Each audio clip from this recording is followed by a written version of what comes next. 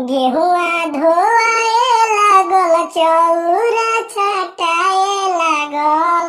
तो घर घर में होखेला पूजैया ए छठी मैया। तो घर घर में होखेला पूजैया ए छठी मैया। तो बड़ा रे सुहावन लागे छठी के परबिया। श्रद्धा से करे सब माई के बरतिया। कि बड़ा रे सुहावन लागे छठ के परबिया। श्रद्धा से करे सब माई के बरतिया। तो यूपी बिहार जाने पूरा संसार माने। कि यूपी बिहार जाने पूरा संसार माने।